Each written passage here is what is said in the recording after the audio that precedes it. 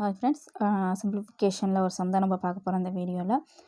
சிம்பிளிஃபிகேஷனில் பார்த்தோம்னாக்கா குட்டி குட்டி சம் மாதிரி தெரியும். ஆனால் மோஸ்ட்லி பார்த்தோம்னா நமக்கு வந்து இதுதான் வந்து நமக்கு வந்து எக்ஸாமில் வந்து கேட்பாங்க. இந்த கொஸ்டினை பாருங்கள், எது பெரியது, அதாவது எந்த நம்பர் வந்து பெரியது அப்படின்னு கேட்டிருக்காங்க.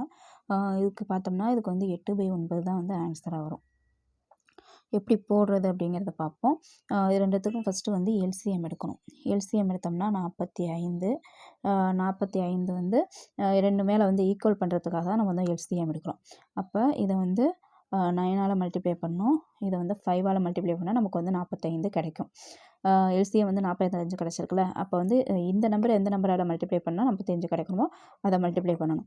அப்போ கீழே 9ஆல் மல்டிப்ளை பண்ணும்போது மேலேயும் 9ஆல் மல்டிப்ளை பண்ணணும். இங்கே வந்து 5ஆல் மல்டிப்ளை பண்ணணும். இப்போ ஆன்சர் என்ன வருது?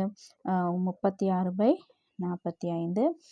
அடுத்தது வந்து 40/45.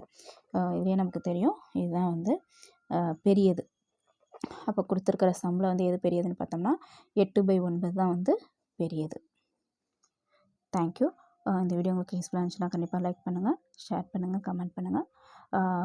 உங்களுக்கு ஏதாவது சம் வேணும், அந்த சம்முக்கு வந்து ஆன்சர் வேணும் அப்படின்னு நினச்சிங்கனாக்கா எங்கள் சேனலில் வந்து மெம்பர் ஆனதுக்கப்புறம் கமெண்ட்டில் வந்து கொடுங்க.